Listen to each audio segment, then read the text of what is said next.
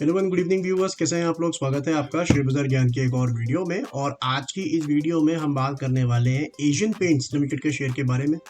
20 to 30 Friday के session में around 5 point और नीचे बंद हुआ है ये, और अब अपने ऊपर के लेवल से जो कि अराउंड 3600 के लेवल्स थे वहाँ से 40% जो है अब ये फॉल कर चुका है। तो इस वीडियो में हम यही जानेंगे कि चार्ट्स हमें क्या बता रहे हैं, कहाँ पे जाके एक सपोर्ट बन रहा है, कहाँ पे जाके अब दिक्कतें और बढ़ जाएंगी, और वैल्यूएशंस कैसे हैं। तो चैनल पे नए हो अगर आप, तो चैनल को प्लीज़ सब्सक्राइब कर लीजिए ताकि रोज आने वाली वीडियोस आपको लगातार मिलती रहे। तो देखिए, बेसिकली यहाँ पे जितना समझ में आ रहा है वीकली चार्ट को देख के, एक बात तो साफ है कि अब आपको एशियन पेंट्स के ना रेजिस्टेंस के ऊपर नजर रखनी है। होता क्या है, बेसिकली जब कोई शेयर नीचे गिरता है तो अपने सपोर्ट और रेजिस्टेंस दोनों ही वो नीचे करता जाता है। तो इनिशियली तो इसका जो रेजिस्टेंस ऑफ 3400 का था, फिर लगातार 7-8 हफ्ते तक गिरा, उसके बाद एक बड़ा गैप बन गया।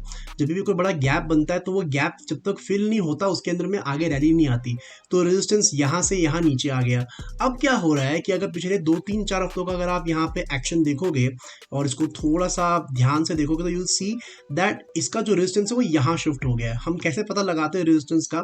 जब भी एक ग्रीन कैंडल के बाद लगातार 2 रेड कैंडल्स बनती हैं तो वहां पे एक रेजिस्टेंस उसका बन जाता है, और ये यहाँ पे साबित भी होता है बिकॉज यू कैन सी कि अराउंड 2350, अराउंड 2400 वहां पे जाता है स्टॉक और फिर नीचे लुढ़क जाता है। इस हफ्ते की जो क्लोजिंग आई है वो इसके पिछले हफ्ते के लो से भी नीचे आई है।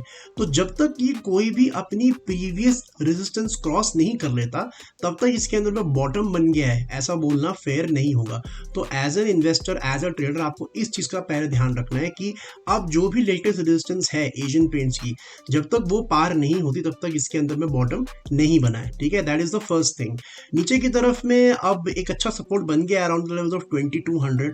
अगर आप देखोगे तो जो लास्ट वीक का लो था 2212, इस हफ्ते का जो लो है वो 2185 का है, लेकिन क्लोजिंग 2200 के ऊपर ही आई है। तो जब तक कोई एक हफ्ते का क्लोजिंग 2200 के नीचे नहीं होता उसके अंदर में फर्दर फॉल में देखने को नहीं मिलेगा। वैल्यूएशंस की अगर हम बात करेंगे तो अब वैल्यूएशंस काफ़ी अच्छी हैं। 50 के पी मल्टीपल पे चल रहा है। आप सोचोगे कि 50 का पी मल्टीपल तो काफ़ी होता है, लेकिन ये जो पी मल्टीपल होता है ना, ये सेक्टर टू सेक्टर डिपेंडेंट होता है। तो जो पेंट कंपनीज है वो जनरली हाई पी पे ही चलती हैं। अगर आप इसे 10 साल का पी मल्टीपल देखोगे तो 60-61 का इसको मिलता है, तो उसके मुकाबले 10-20% सस्ता ही है ये। I am not saying that this is the perfect level to buy, और भी सस्ता हो सकता है ये, लेकिन वो हमारे को मार्केट मूवमेंट से ही पता चलेगा। तो फिलहाल जिन लेवल्स पे एशियन पेंट्स बना हुआ है, आपको जो ध्यान रखना है that is regarding the resistance of Asian paints and not the support.